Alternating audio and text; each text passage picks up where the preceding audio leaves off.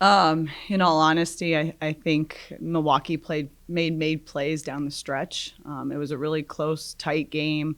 We had a little bit of a extended lead in that second quarter.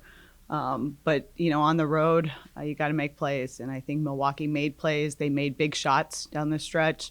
We got the shots, we didn't make them. And then we didn't get the stops that normally we do, and that really I think was the outcome of the game.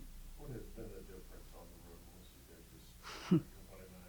Yeah, if I could figure that out, Dana, we wouldn't be 1-9, right? So, I don't think we do anything different. We're very locked in. We're into our scouting report.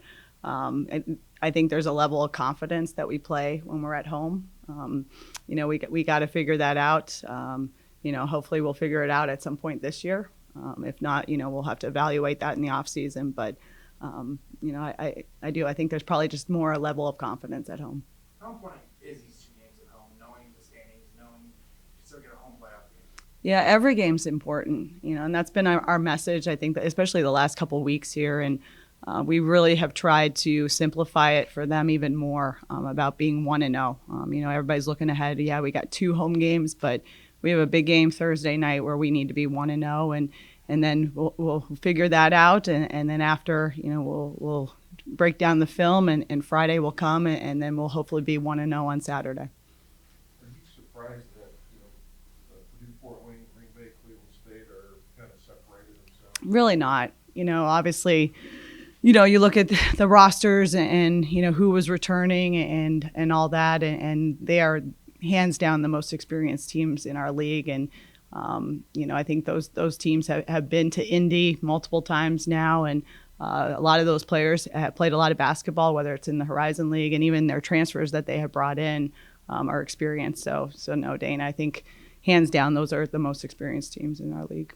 So what has it been like to navigate that with the league being as top heavy as it's been this year with those 3 teams, and then pretty much everybody else only separated by 3.5 games?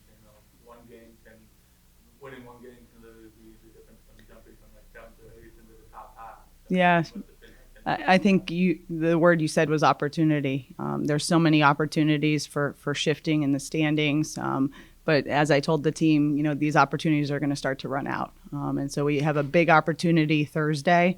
That's a huge game, and it could determine a lot, especially when you look at, we haven't even gotten to tiebreakers, what that's going to look like in a couple of weeks. So, obviously having the tiebreaker with the 2 wins over Northern Kentucky, I think is huge. We got to really, hopefully string together some wins here.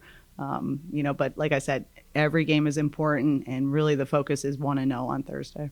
It's an ebb and flow season. Have you reached your peak, I guess? No, I don't think yet. I still think we were playing really, really well. I thought there were spurts in the Purdue Fort Wayne game. We played well. I thought we played well at Green Bay. Defensively, we really locked them up. I was disappointed in Milwaukee. I think fatigue really factored into that.